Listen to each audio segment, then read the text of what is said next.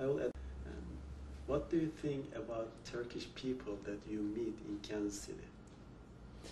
The Turkish people that I've met in Kansas City I have found to be delightful. I've learned a lot from them. I've had tremendous fun associating with them. I've enjoyed some delicious food with them. And I welcome the opportunity in the future to grow even closer and share more good times together and learn more about Turkey and history and Islam and philosophy and all the things that we enjoy talking about and dialoguing with. Did they change your attitude towards Islam or toward Turkey? They helped broaden my understanding of both Turkey and Islam, and I think have given me a better grounded attitude on both. Section is going to be about Islam. Before the trip, what did you know about Islam?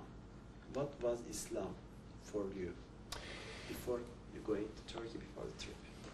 Before I went to Turkey, my knowledge, I did have some knowledge of Islam. The last semester I was in college, and that was way back in 1967. I had the opportunity to take some elective courses just to fill out the hours I needed. And I took a course in the world's comparative religion, the world's living religions it was called. And of course one religion that we studied was Islam. So I had a basic understanding of Islam, how it came to be, the pillars of faith, a little bit about the worship rituals, and some of its history. And so I had not studied it any more than that on through the years until up to the present time, where it once again, after 9/11, it became a focus of interest. And I went, after 9/11, one of the first things I did was to go get my old textbook. Got it. I didn't have it myself any longer. I had to go to the library and get an old copy and open up that section, because I remembered reading that, and I reread all about the history of Islam. And I began studying it then, and I began reading different writers on the Islamic faith, some being supportive of it and some being critical and trying to weigh the pros, the cons, and the different sources of information that I had.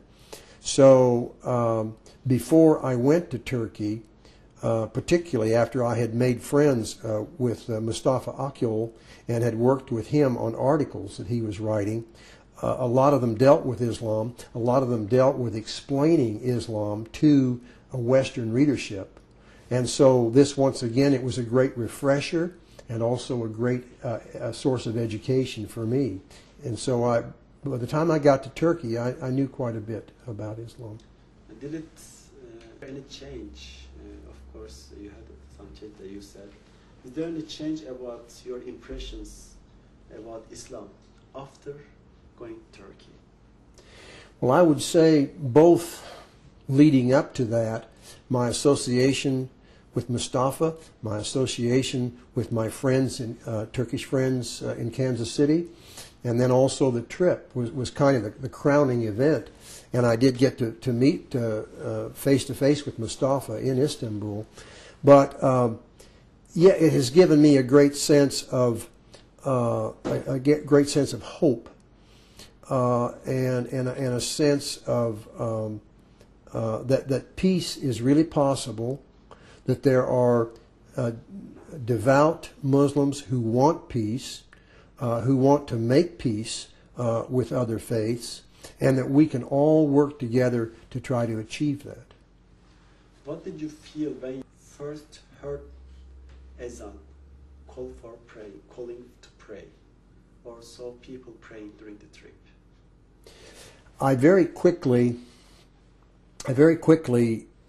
became enamored with the sound of the call to prayer. I found it touched me. It touched me emotionally. It touched me deeply. And I had the good fortune one evening after dinner at a school, a Gulen school, we were entertained by a band. And there was a gentleman there that concluded the program by a call to prayer.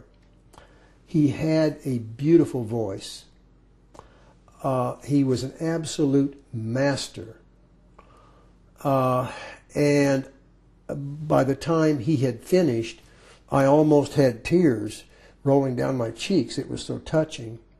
And afterwards, after the performance, I went to our interpreter and I went to him and I shook his hand, and then I asked the interpreter to tell him, I said, please tell him what a great experience it has been for me that any time you can hear someone do something the best that it can be done, you know you're a very lucky human being to have been there and heard that. And that's what I heard tonight.